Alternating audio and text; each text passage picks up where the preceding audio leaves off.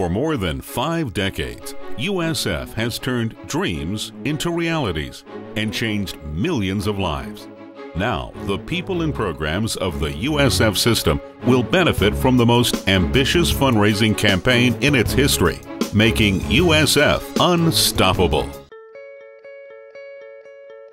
The Lawton and Rhea Chiles Center provides solutions to a host of community health challenges. One such challenge, elected premature delivery of babies, is the focus of a concentrated, statewide research and educational effort.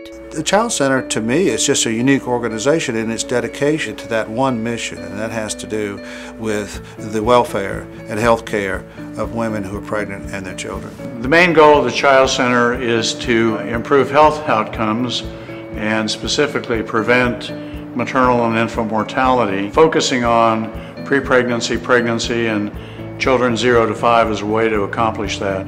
There's no other center that focuses on that anywhere in the world.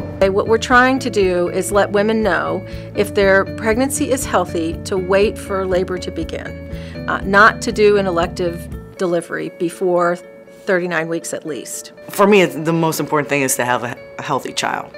One of the reasons why we're able to teach these free childbirth classes to our moms and our families is basically due to the grants that we get from March of Dimes and the USF Chiles Center.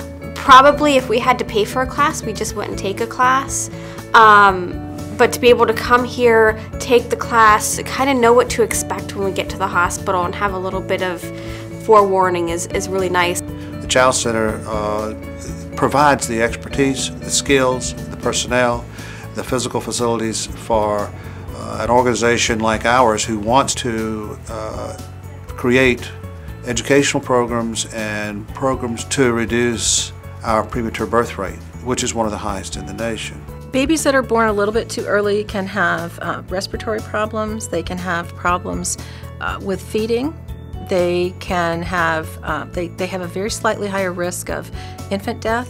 It's a whole new effort to not just educate our patients, but educate the healthcare system and our doctors relative to what really constitutes complications that can occur prior to 39 weeks. What we've already seen is that in those hospitals who started this in January, that they've reduced their numbers and rates of non-medically indicated both inductions and cesareans quite substantially. But the trend graph literally goes like that.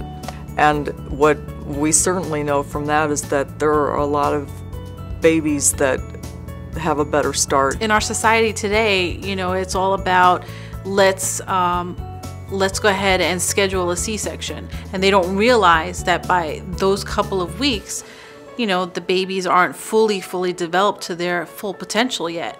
So in turn, it could harm that baby. I feel like I'm helping,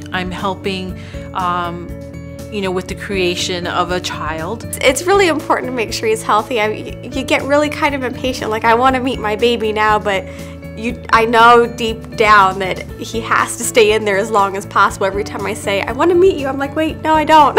Just wait. I think it's important to support the Chiles Center because if we don't take good care of people during pregnancy and they have good pregnancy outcomes, we're really essentially hurting our future, both in Florida and in the United States, because kids are our future. And everything we work on in the Chiles Center is really directed at improving the future for Floridians and people in the United States.